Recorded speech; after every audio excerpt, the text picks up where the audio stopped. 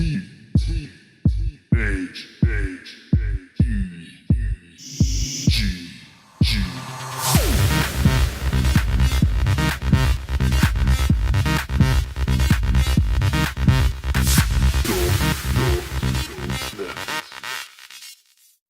hello there my game people, this is your fabulous host VX speaking, and with that said, welcome to the last and final episode of Idji, where I face the uber evil and hard final boss. And just like always, I'm gonna talk about the subject, and the subject of today would be the future of the cyberpunk genre, because there's a whole bunch of cool cyberpunk games that's in the making. So that's basically what I'm gonna talk about today. And I'm gonna start to talk about CD Projekt Red's Cyberpunk 2077. And if you're familiar with CD Projekt Red, then you know that they are world famous for their, The Witcher series.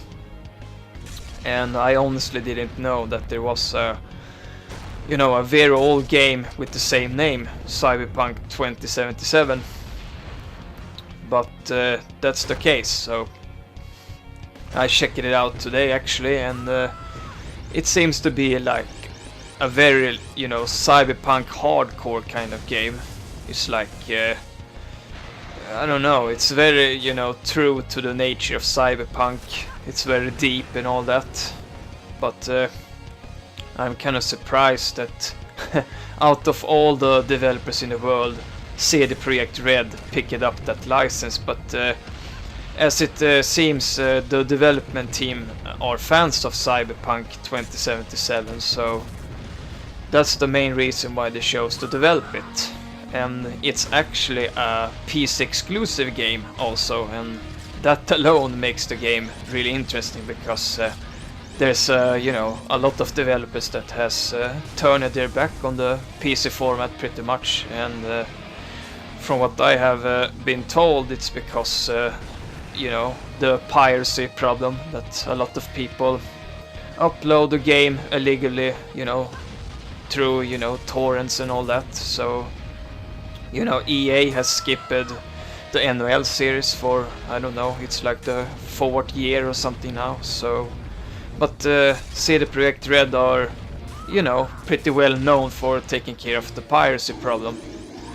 So I think their way to tackle it is to make the exclusive content and all that so good that people really want to have the original game, and I think that's the right way to take care of the piracy problem.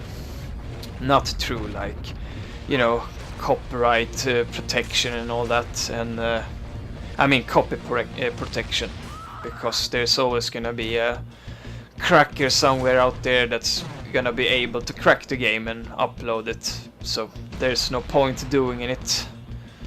And well, what can be said about Cyberpunk 2077? There's not like that much stuff known about it, but you got the concept art, and you also got that really old trailer. I don't even think they have released any new one, but it's enough to get me going, because it seems to be a really, cool concept, and I mean, CD Projekt Red are pretty well known to make awesome games, so they got the great concept, they got the know-how, and they got the awesome development team, so I'm gonna keep a close eye on that one.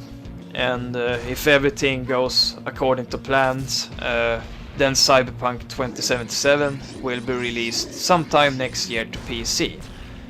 So now I'm gonna move on to the next one, and that's Satellite Regain, and I have to say that's my personal favorite, not just when it comes to Cyberpunk games, but also when it comes to Kickstarter games, because the people that's making Satellite Regain are pretty much the same people who has worked on the original Syndicate and Syndicate Wars for Bullfrog, so there's very, very talented people on that team. And the team in question would be Five Lives Studios. And then of course we get the fact that Satellite Regain collected over £461,000 via Kickstarter last summer. So the game has like a humongous support from the fans and the backers and all that. And the movies and the pictures that I have seen looks freaking great, and it's mainly thanks to the Unity engine, because it makes it look like very dark and cyberpunkish. And if I'm gonna be like 100% honest, Satellite Regain are pretty much as close as we will ever get to Syndicate 3. I still remember how fucking disappointed I was when I was excited first when I heard the Syndicate game. I can't remember, it's a Swedish studio that made it. Anyhow, I thought it would be like Syndicate. You would see everything from above, have your 4 agents and all that, but nope, it was a FPS game. I mean, the game is not bad, but it was not what I wanted, and definitely not what other Syndicate fans wanted either. But Satellite Regain is pretty much everything that I, as a Syndicate fan, wants. And it seems to be all the good things from Syndicate, the original, and Syndicate Wars, but with super high detailed graphics, and of course the awesome options, because the stuff that I have read and the stuff that I have heard and seen, it seems like there's so many things that you can do on missions and all that. There's not like just one way to win the game, so to speak. And I honestly believe full-heartedly in Satellite Regain, so I can't wait to try that one out. And there's actually a 2014 release for Satellite Regain, and it will be released to both PC, Mac and Linux, so that's freaking awesome.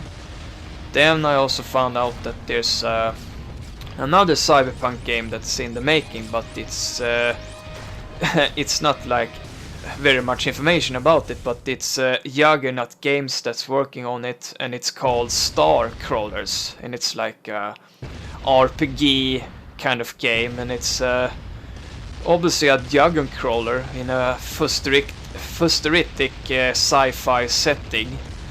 And I haven't even seen any movie for it. I don't even know if there's a movie. I just like heard about it today. But the release date are sometime next year. This year actually. Before the year is over. And it's for PC, Mac and Linux. So I'm gonna check that one out a bit more, because it seems to be interesting when it comes to the concept with the dungeon crawler and the whole sci-fi setting. Then we got another favorite of mine, and that would be Shadowrun Dragonfall Director's Cut. And it's of course Hardbrained Schemes, and that's pretty much a polished version of Dragonfall. It adds like new features, new content, and there's gonna be new music tracks to the game. And I also think that they talked about making like better graphics, and that's the release. It's pretty close to now actually. It's set for a release on the 18th of September, and for PC, Mac and Linux. And there's also gonna be a release for iOS and Android. So that's definitely a game that I'm gonna pick up, because I honestly never bought Dragonfall, because I have been rather busy, so I haven't had time to play it. And then I heard about the director's cut, so I just I skip it. I just buy the director's cut when it gets released on Steam or whatever. I'm gonna move on to the next one, and that's Psychopass, which is actually a Xbox One game. And it seems to be a rather interesting one, because it has both support for Kinect. Sorry, and smart glass support. And well, it's developed by a company called 5PB. Not the most original name, but who cares? And it seems to be some kind of episode-based kind of game. And to make things even more interesting, it's a kind of game where you have the opportunity to play as either a male or female. And well, that alone makes it kind of interesting because most games today there's like just the opportunity or option to play as a male. Not that I'm gonna do some kind of feminist rant now, but I think that's good because, believe it or not, there's actually female gamers out there, so that's good. And I'm gonna take a little bit to look deeper into that one, because this seems like they're going for some kind of visual novel kind of thing. So, and I mean, if you add the fact that it has smart glass support and the Kinect support, then it might end up being something both unique and interesting. And Psychopass is actually set for release this year, so hopefully we'll get to see like some gameplay videos and such. And I'm actually at the very end when it comes to games that's in the making, so I'm just gonna go for games that has already been released, because I can't actually think of any other game that's in the making right now, at least not when it comes to Cyberpunk games. So I'm just gonna mention some games that's already been released. And then of course you get Watch Dogs.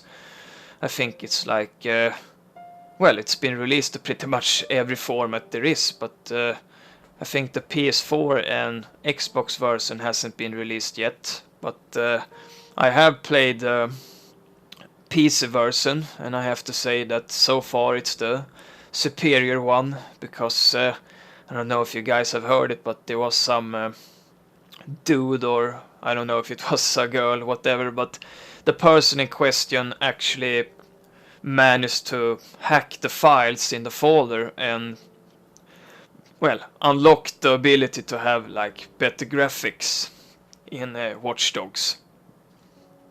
And there was like tons of rants about that because, well, they pretty much blamed Ubisoft, like they're tuning down the graphics for the PC version just so that the console versions will, be superior.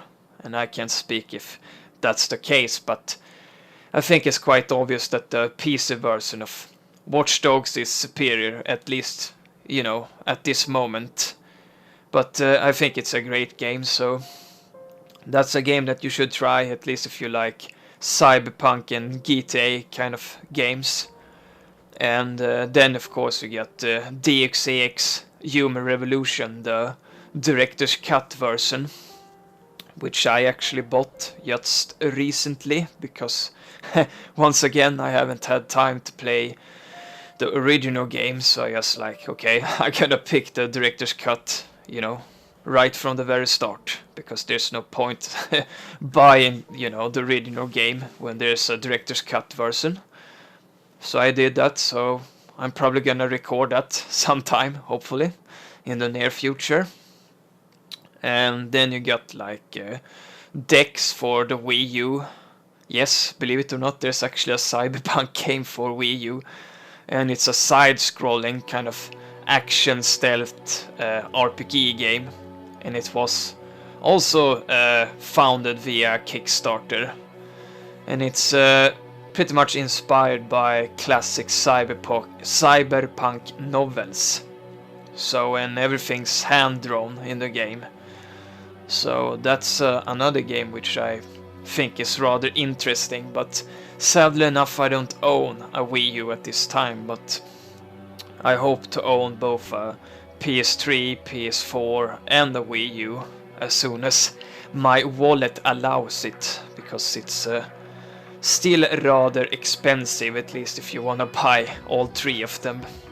But you know, I'm a gamer, and I also of course like to try different things.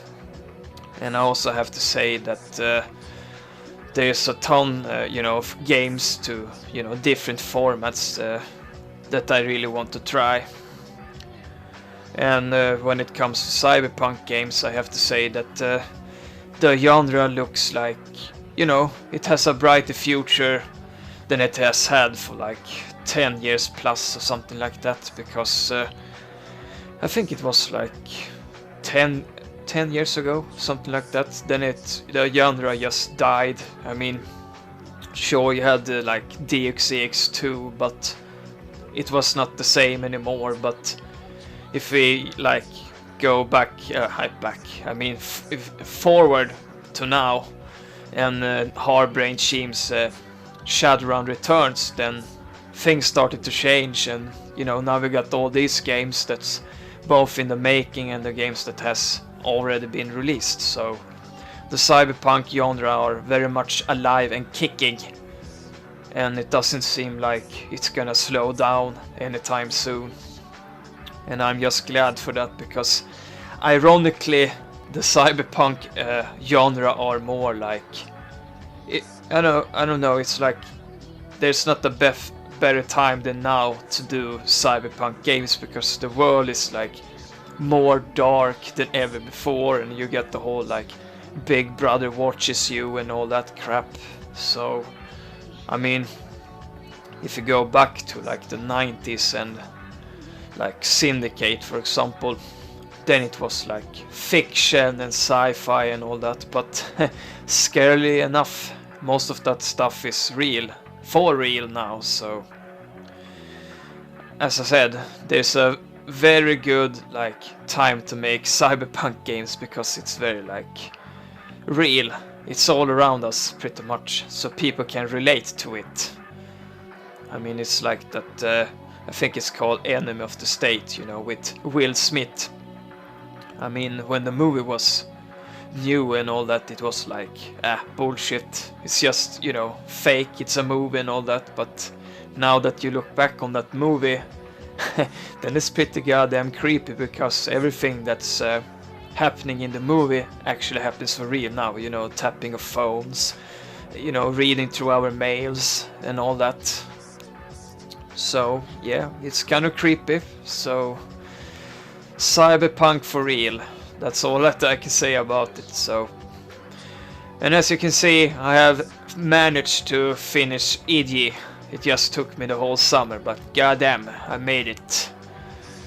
And this was actually played on hard.